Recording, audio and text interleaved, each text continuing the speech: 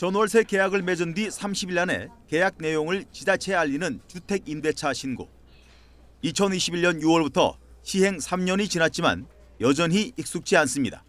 그런 게 있다는 거 알고 신고해야 된다는 것만 알지 구체적으로 잘 모릅니다. 알아서 해주겠지.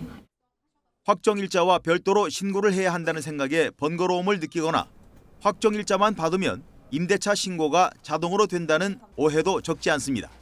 확정일자만 받으러 오신 분들이 많으시고요. 아니면 이제 부동산에서 확정일자랑 임대차 계약 신고를 하라고 하셔서 이제 뭔지는 모르시는데 일단 계약서를 갖고 오시는 분들이 많습니다. 하지만 사실은 그 반대로 계약서를 첨부해 주택임대차 신고만 하면 확정일자는 자동 부여되고 수수료도 면제됩니다. 또 계약서를 첨부해 신고할 경우 임대인과 임차인 가운데 한 명만 신고하면 공동 처리됩니다.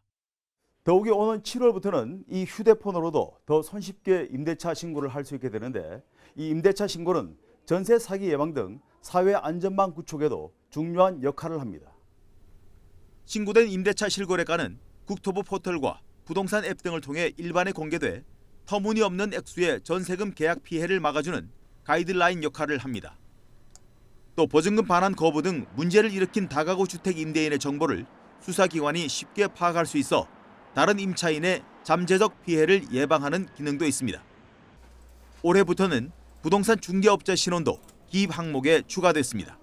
실질적으로 이제 작년에 이제 전세 사기가 이제 많이 일어나고 했을 때 이 전세 사기에 가담한 그런 중개사도 이제 좀 상당하다는 그런 이제 의견도 있고 막상 수사할 때 신고 항목이 없다 보니까 이제 그런 애로사항이 있다라는 그런 좀 건의가 있고 해서 임대차 신고 위반엔 최대 100만 원의 과태료가 부과되지만 정부는 자발적인 제도 정착을 위해 내년 5월 말까지 계도 기간을 1년 더 연장했습니다.